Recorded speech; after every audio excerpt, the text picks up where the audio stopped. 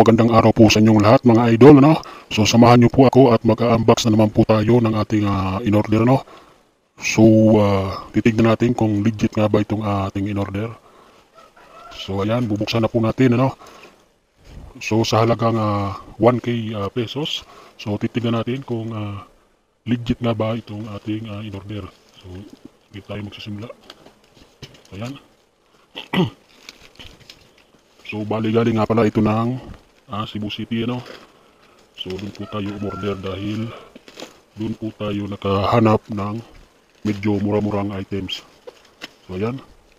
So ito po ay gagamitin natin sa ating solar project na inuunti-unti lang natin kasi wala pa tayong pangbili ng maramihan, no. So ayan. So ito na po siya. Ayan, maganda yung pagkakabalot niya, no. So ayan. Natin so ayan po, no. Nakakarton pa po siya. So buksan natin. Tingnan natin kung legit nga ba talaga ito. Baka mamaya batuang laman ito, ano. So ayan, bubuksan natin.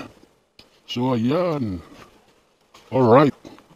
So bali ang in-order ko nga pala ay tatlong breaker. Isang 100 EH na 100 ampere na DC breaker at isang 20 ampere at isa ring 40 ampere. So tingnan natin kung tama ba yung ating in-order. So ayan.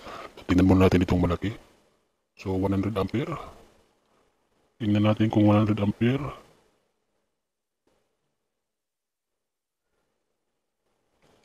So yan, C100.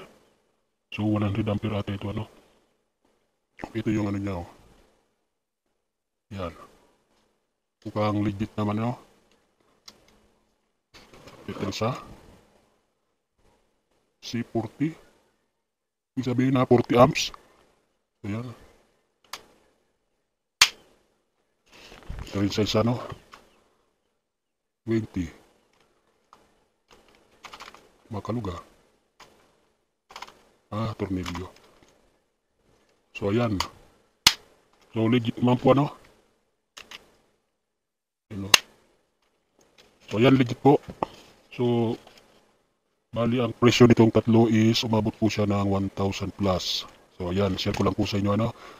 So hanggang dito lang po ang ating video at maraming salamat at magandang araw sa inyong lahat.